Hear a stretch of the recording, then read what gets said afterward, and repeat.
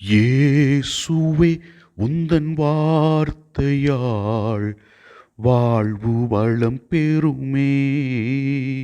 தாயாம் திரு அவை இன்று ஆண்டவரின் திருமுழுக்கு விழாவை சிறப்பிக்கின்றது. ஆண்டவரே, கடவுளுக்கு ஏற்றவராக நீர் இந்த உலகத்தில் வாழ்ந்தீர்.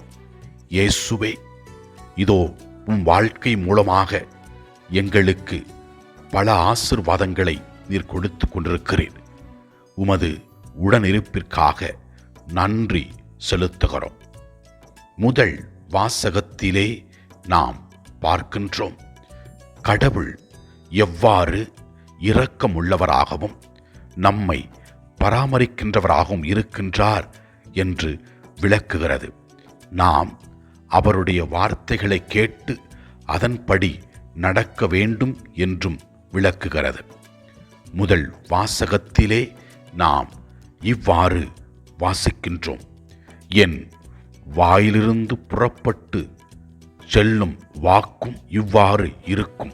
அது என் விருப்பத்தை செயல்படுத்தி எதற்காக நான் அதை அனுப்புகிறேனோ அதை வெற்றிகரமாக நிறைவேற்றாமல் வெறுமையாய் என்னிடம் திரும்பி வருவதில்லை என்று.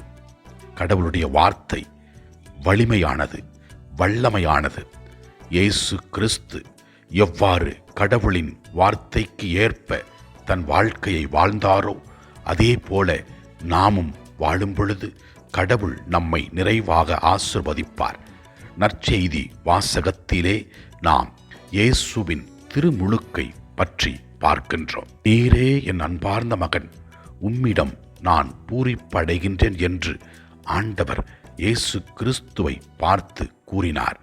இயேசு கிறிஸ்து எப்போதும் கடவுளுடைய திட்டத்தை நிறைவேற்றிய ஒரு மகனாக இந்த உலகத்தில் வாழ்ந்தார்.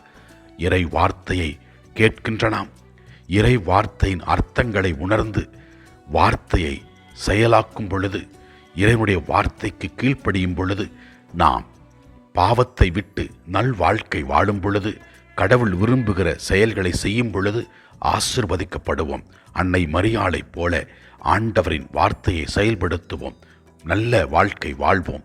அப்போது ஆசீர்வதிக்கப்படுவோம்.